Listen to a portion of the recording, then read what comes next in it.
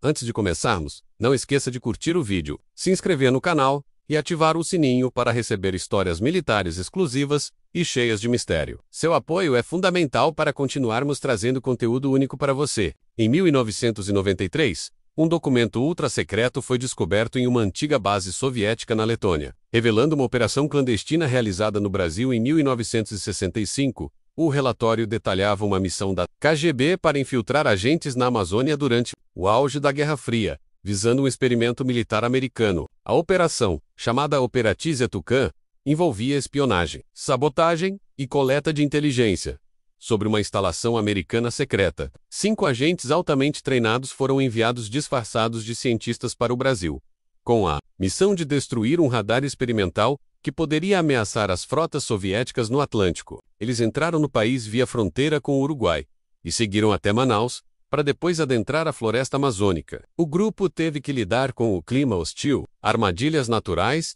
e o risco constante de serem descobertos pelos militares brasileiros. A tensão aumentava a cada passo, enquanto avançavam para uma área remota, onde a tecnologia americana estava escondida. A operação era delicada, pois qualquer erro poderia causar um incidente diplomático grave entre as superpotências. Ao chegar perto do local-alvo, os agentes montaram um acampamento para observar uma base disfarçada no meio da selva, protegida por cercas eletrificadas e guardas armados. Eles captaram conversas em inglês sobre testes de interferência magnética e viram equipamentos sofisticados que indicavam um projeto tecnológico avançado. Decidiram que a melhor abordagem seria uma infiltração silenciosa durante a noite, para coletar provas e plantar explosivos, com equipamentos camuflados e treinamento específico para a guerra de selva. Eles avançaram cuidadosamente para dentro da instalação. Durante a missão, um dos agentes teve que neutralizar um guarda silenciosamente para evitar alarme, mostrando o risco constante da operação. Conseguiram fotografar documentos e equipamentos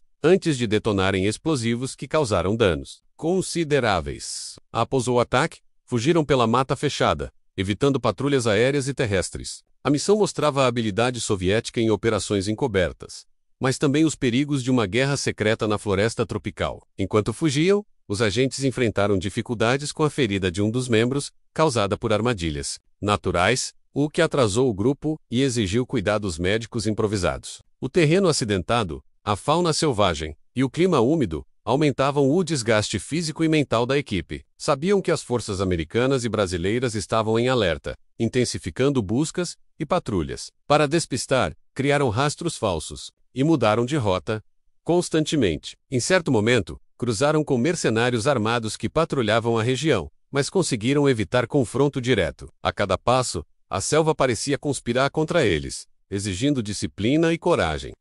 Dos riscos, o grupo mantinha o foco na missão e na extração planejada. A comunicação com Moscou era feita por mensagens cifradas, que precisavam ser breves e precisas, para evitar a interceptação. Após dias de fuga, encontraram um local seguro onde receberam sinais de rádio codificados que indicavam a chegada de um agente de apoio vindo do Peru. A coordenação era complexa e precisava ser feita sem deixar vestígios. Para isso, utilizaram códigos baseados em literatura russa clássica, garantindo discrição nas mensagens. O agente de apoio chegou em uma região remota e foi recebido pelo grupo, que estava em estado físico debilitado. Juntos, planejaram a retirada da floresta para um ponto de extração seguro. A proximidade de forças inimigas exigia cautela redobrada, e eles adotaram turnos de vigília constante. O ambiente hostil não dava descanso, e a tensão psicológica era uma constante. Cada decisão tomada podia significar vida ou morte naquela selva densa e silenciosa. Na noite da extração, o grupo montou uma defesa improvisada para proteger o local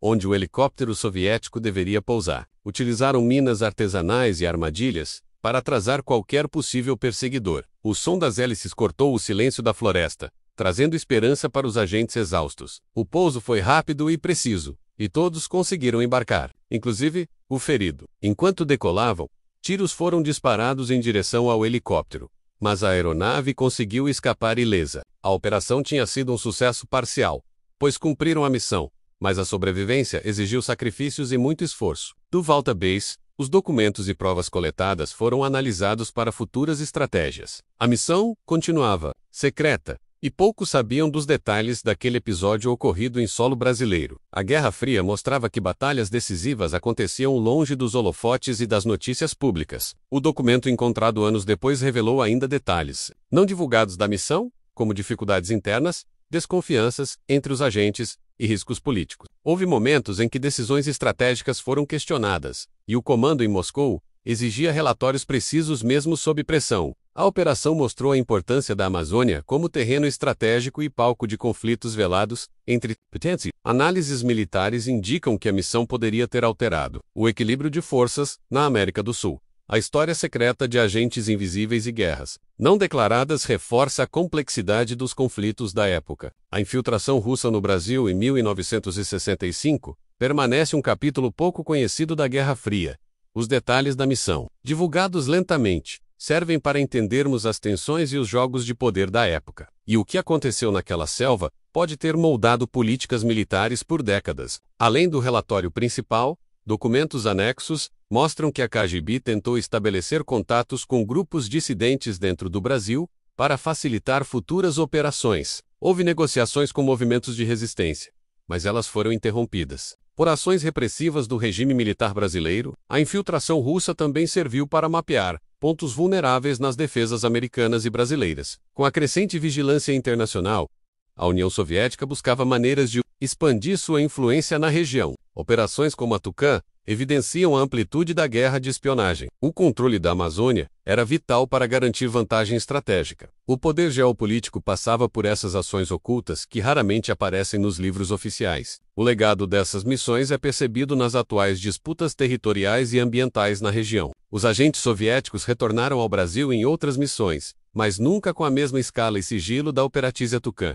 Pequenos grupos continuaram a atuar com foco em inteligência, sabotagem e apoio a aliados locais. A Amazônia permaneceu uma área sensível para as superpotências até o fim da Guerra Fria. A tecnologia americana continuou a avançar, e os soviéticos precisaram adaptar suas estratégias de infiltração. A cooperação entre as forças militares brasileiras e americanas intensificou-se para conter ameaças externas. Operações clandestinas revelam uma trama complexa que vai além dos confrontos convencionais. A história das missões secretas na Amazônia é um mosaico de coragem, traição e mistério. Entender essas ações é fundamental para compreender a dinâmica militar da América do Sul. A divulgação do documento russo reacendeu debates sobre a presença estrangeira no Brasil durante a ditadura militar. Pesquisadores tentam cruzar informações para localizar outros arquivos perdidos. A participação dos agentes soviéticos desafia a versão oficial da história brasileira. A espionagem internacional influenciou decisões políticas e militares locais. Muitos detalhes ainda permanecem encobertos por sigilos governamentais. A pressão por transparência cresce com o tempo, e historiadores buscam abrir novos arquivos. A Amazônia continua sendo um território estratégico e disputado. A memória dessas operações secretas está impressa nas sombras do poder global. Ao concluir a missão, os agentes soviéticos receberam elogios discretos em Moscou, mas também enfrentaram questionamentos internos. A operação revelou falhas que serviram para aprimorar futuras incursões. O sigilo e a eficiência eram essenciais para o sucesso. O impacto da Operatícia Tucã vai além do dano material causado, foi uma demonstração clara da luta pelo controle geopolítico. A história daquela missão é um lembrete do que estava em jogo durante a Guerra Fria.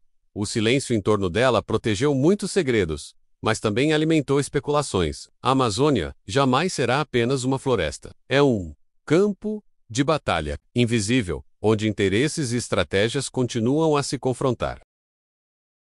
Antes de continuar, já deixou seu like? Aproveite agora para curtir o vídeo, se inscrever no canal e ativar o sininho. Aqui você acompanha histórias militares impactantes e baseadas em documentos esquecidos pelos livros oficiais. Após o retorno a Moscou, os arquivos da missão foram armazenados em cofres sigilosos da KGB, longe do alcance da burocracia comum. A análise do material indicava que o radar americano destruído poderia rastrear movimentações navais soviéticas a longas distâncias. Técnicos militares apontaram que o dispositivo operava em frequências desconhecidas, possivelmente baseadas em ressonância subterrânea. O incidente fez o alto escalão soviético autorizar a criação de uma nova divisão, especializada em guerra não convencional, em selvas tropicais. Os dados coletados no Brasil serviram como base para treinos militares futuros, simulando o ambiente amazônico em instalações no Cáucaso. A missão Tucã passou a ser estudada em escolas de espionagem como exemplo de sucesso em infiltração e extração. Relatórios de inteligência indicavam que os americanos suspeitavam de uma ação estrangeira, mas sem provas diretas. Moscow manteve silêncio absoluto, e a operação permaneceu um segredo enterrado por décadas.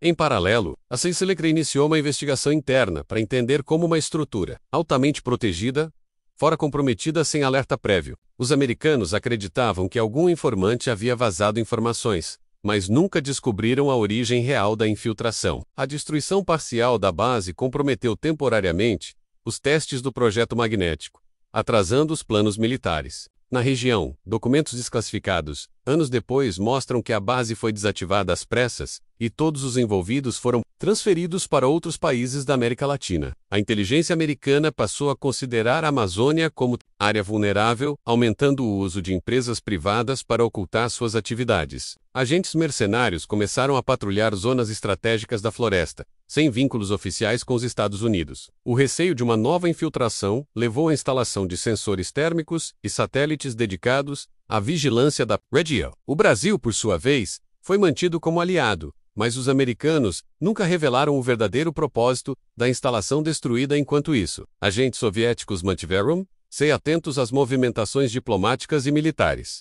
Nos países vizinhos ao Brasil, a partir do sucesso da Operatícia Tucã, planejou-se uma série de missões de escuta e monitoramento em áreas próximas à fronteira brasileira. O objetivo era identificar qualquer tentativa de reinstalar o projeto de radar americano em território sul-americano. A Bolívia e o Peru passaram a ser pontos de atenção especial por sua posição geográfica e estratégica. Satélites soviéticos foram reposicionados para monitorar tráfego aéreo e atividades incomuns nesses países. Pequenos postos de observação foram instalados em embaixadas e consulados, camuflados como escritórios culturais. A rede de espionagem cresceu silenciosamente, alimentada pelo temor de que os Estados Unidos da América estivessem preparando uma revanche tecnológica. A Guerra Fria avançava em silêncio, com cada lado ampliando sua presença sem disparar um único tiro. O conflito na selva, embora breve, mudara a forma como ambos os lados enxergavam o território brasileiro.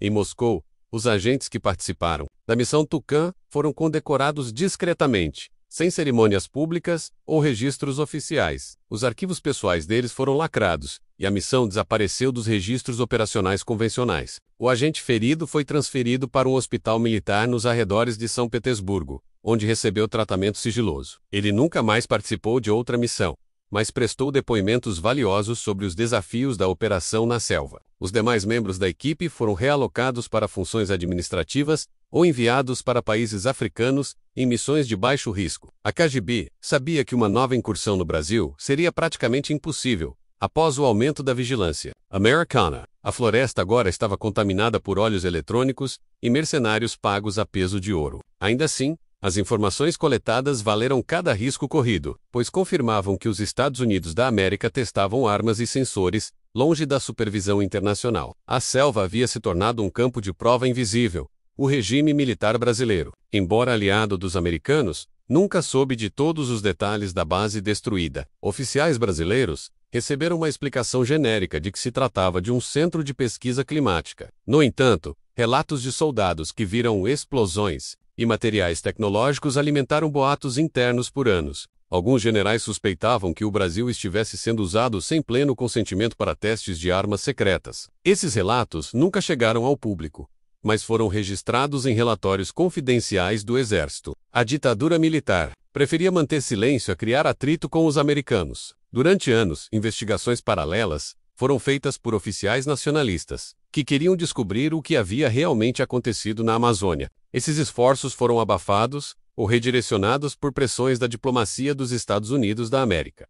O silêncio tornou-se política do Estado. Enquanto a verdade se enterrava na floresta, ao lado das ruínas da base e do sigilo eterno da espionagem, décadas depois, pesquisadores russos conseguiram acesso parcial aos documentos da Operatícia Tucã graças à abertura de arquivos da era soviética. As informações surpreenderam historiadores, que nunca imaginaram uma operação daquela magnitude em solo brasileiro. O dossiê incluía mapas, relatórios psicológicos dos agentes e até croquis desenhados à mão da base americana. Algumas partes estavam riscadas, ou faltando, indicando censura posterior mesmo após a queda da URSS. As fotos revelavam detalhes técnicos inéditos, incluindo um diagrama do radar experimental e registros das explosões causadas pelos soviéticos. Especialistas em guerra eletrônica ficaram intrigados com os dispositivos encontrados no local. Supunha-se que os americanos estavam tentando controlar o campo magnético terrestre para uso militar. A possibilidade de manipular a comunicação naval por ressonância mudou a compreensão das estratégias da Guerra Fria.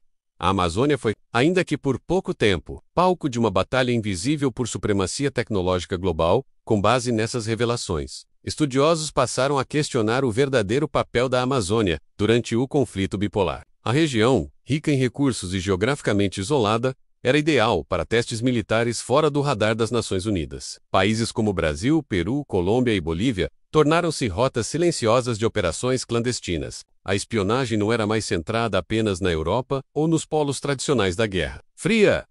A selva brasileira passou a ser citada em seminários e congressos de história militar como um fronte esquecido. As ações da KGB e da CIA na América do Sul ganharam destaque em teses acadêmicas e análises de segurança contemporânea. A memória da Missão Tucã ressurgiu como símbolo das guerras invisíveis, travadas em nome do equilíbrio global. A história que começou como um boato em um cofre velho, agora era debatida nos corredores universitários. E com cada novo documento revelado, surgiam novas perguntas sobre o que mais pode ter sido escondido na floresta. Na Rússia, antigos oficiais da KGB começaram a dar entrevistas veladas sobre a operação, sempre sob anonimato e sem confirmar detalhes oficialmente. Alguns falavam de um segundo grupo de agentes que teria sido enviado após a retirada do primeiro, mas que jamais retornou. Outros mencionavam testes com substâncias químicas encontradas na base americana, que nunca puderam ser identificadas. Havia boatos de que parte da tecnologia capturada foi enviada à Alemanha Oriental para ser reproduzida. O silêncio era quebrado aos poucos, mas sempre de maneira controlada. Nenhuma confirmação total era dada, apenas fragmentos que mantinham o mistério vivo. O governo russo evitava comentar, enquanto acadêmicos ocidentais pediam acesso total aos arquivos. As autoridades brasileiras, por sua vez, continuavam negando qualquer conhecimento da operação, mas os indícios eram fortes demais para serem ignorados. A história ganhava força à medida que o mundo descobria as camadas de mentiras e segredos deixadas para trás. Em 2017, uma organização não governamental ambiental que fazia um levantamento aéreo identificou ruínas metálicas encobertas pela vegetação, em uma região remota do Amazonas. As imagens por drones mostravam estruturas geométricas que não combinavam com formações naturais. Ao analisarem os dados, especialistas sugeriram que aquilo poderia ser o que restou da base americana, destruída em 1965. Nenhuma autoridade oficial comentou o achado, mas o debate foi reaceso nos meios acadêmicos e militares. A descoberta foi comparada ao caso Roswell, pela quantidade de negações e mistério envolvido. Novas expedições tentaram alcançar o local, mas sofreram boicotes, atrasos burocráticos e sumiço de dados. A floresta parecia guardar seus próprios segredos com teimosia. Era como se um pacto invisível ainda estivesse em vigor entre os países envolvidos. A Operatícia Tucã deixava de ser apenas um dossiê esquecido e se tornava a peça central de uma disputa narrativa global. Nos anos seguintes à missão, as relações entre Estados Unidos e União Soviética continuaram tensas, mas com acordos discretos de não escalada em certas regiões do globo. A Amazônia se tornou uma zona de exclusão informal and-operax. Diretas foram evitadas para não reacender atritos diplomáticos. A KGB manteve vigilância remota com sensores instalados por satélite, monitorando o avanço de novas instalações. Os americanos, por sua vez, reforçaram a proteção de arquivos sobre o projeto destruído, classificando-os como ultra-secretos. Assim elaborou dossiês com suspeitas sobre possíveis sabotagens, mas nenhuma prova ligava diretamente à União Soviética. Nos bastidores, diplomatas brasileiros ouviram insinuações, mas nunca receberam informações concretas. O EPAS passou a ser discutido apenas em reuniões de segurança de alto nível, com ordens claras de não mencionar publicamente. A selva amazônica, por fim, foi esquecida nos noticiários, mas não nos arquivos confidenciais. Com o fim da União Soviética em 1991, muitos documentos da antiga KGB foram perdidos, roubados ou vendidos no mercado negro. Entre eles, partes do relatório da Missão Tucã,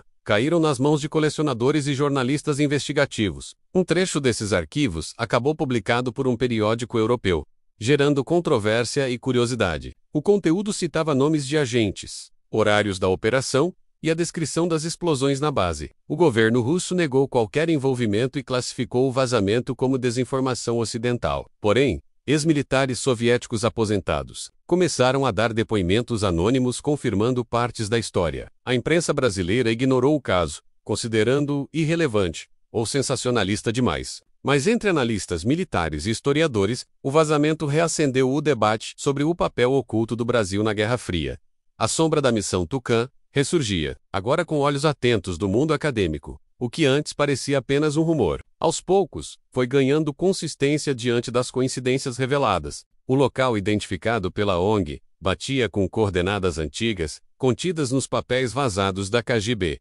O padrão de destruição da base, mostrado por imagens de satélite, era compatível com explosões direcionadas e planejadas. Especialistas em engenharia militar apontaram marcas de sabotagem, e não de acidentes ou falhas técnicas. Até mesmo o antigo operador de rádio da base, entrevistado em sigilo, relatou ruídos e interferências na noite anterior ao ataque. A base havia sido construída com tecnologia avançada demais para a época, o que reforçava o caráter experimental da instalação. Pesquisadores apontaram que parte dos materiais usados nos equipamentos não existia no mercado civil. Tudo levava a crer que o local era de fato um laboratório militar disfarçado, e que fora atingido por uma operação de precisão jamais reconhecida oficialmente enquanto isso. No Brasil, documentos do regime militar começaram a ser parcialmente digitalizados e divulgados por instituições de memória histórica.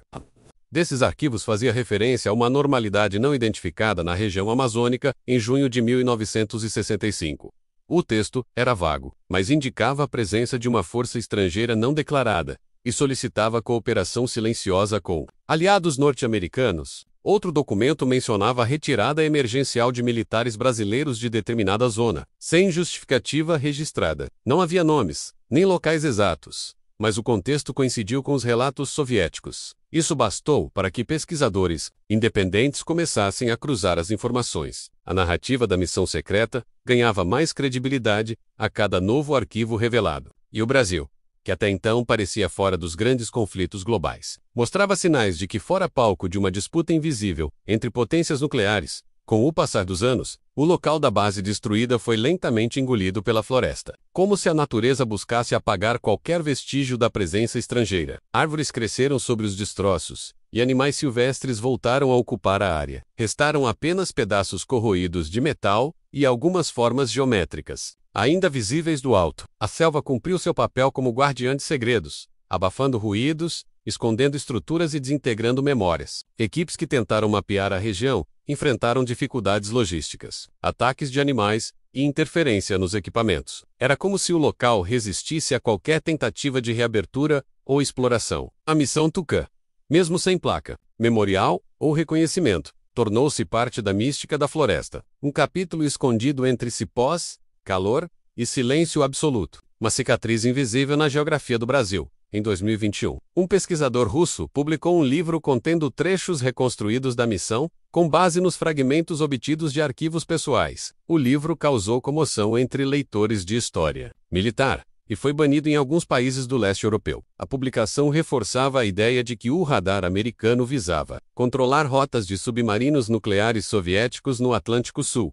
Os soviéticos acreditavam que, com esse radar ativo, a frota do norte ficaria vulnerável a interceptações americanas em caso de guerra aberta. Essa suspeita justificava a urgência da missão e a precisão de sua execução. O livro também trazia mapas desenhados à mão por agentes da missão, indicando a rota de entrada e saída pelo território brasileiro. As autoridades brasileiras não se manifestaram sobre o conteúdo. O silêncio permanecia como única resposta diante das evidências cada vez mais explícitas. Com a popularização do caso, produtores de cinema e documentaristas começaram a buscar direitos para adaptar a missão Tucã em diferentes formatos. Um estúdio europeu propôs uma minissérie baseada nos relatos da operação, mesclando realidade e ficção. Gravações foram iniciadas em florestas da Sérvia, simulando a selva brasileira. A história ganhou público, não apenas pelo conteúdo militar, mas pela carga de mistério e tensão envolvida. Personagens como o soldado ferido e o comandante da missão Tornero Missei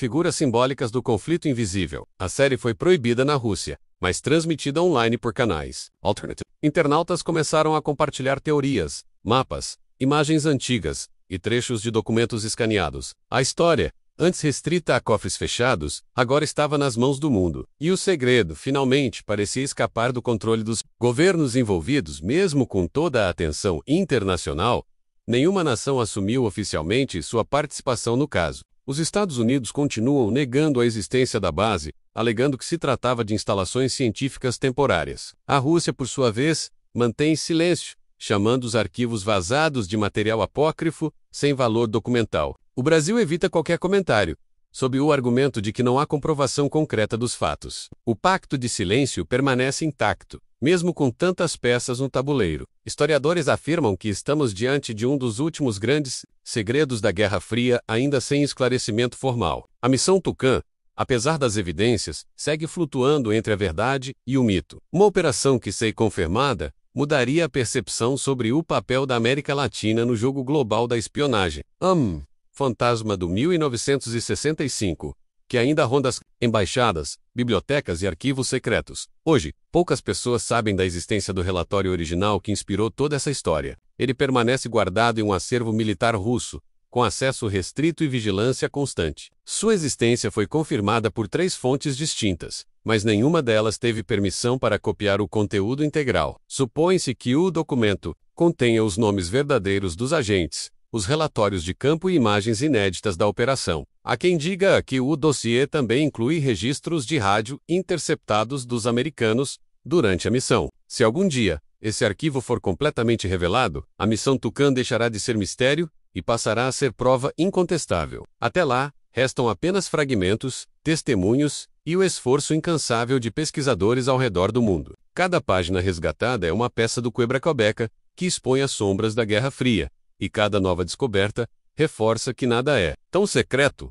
que não possa emergir. Missão Secreta no Brasil, em 1965, representa o auge da ousadia da espionagem soviética em território latino-americano. Um plano executado com precisão, silêncio e sacrifício, no coração da maior floresta do planeta. Os agentes envolvidos jamais foram reconhecidos, mas suas ações moldaram decisões estratégicas por décadas. O Brasil serviu, mesmo sem saber, como campo de batalha para uma guerra que não deixou crateras visíveis, mas marcou profundamente os bastidores do poder global. A selva, cúmplice involuntária, escondeu os destroços de um radar que poderia mudar o equilíbrio das superpotências. Hoje, o caso permanece como símbolo das guerras invisíveis, da coragem silenciosa e dos segredos que o tempo insiste em proteger. Enquanto houver interesse pela história militar, a missão Tucã continuará a ser contada, recontada e estudada, porque no silêncio das matas, às vezes, ressoam os ecos mais altos da história. E o Brasil, por uma breve noite, de 1965,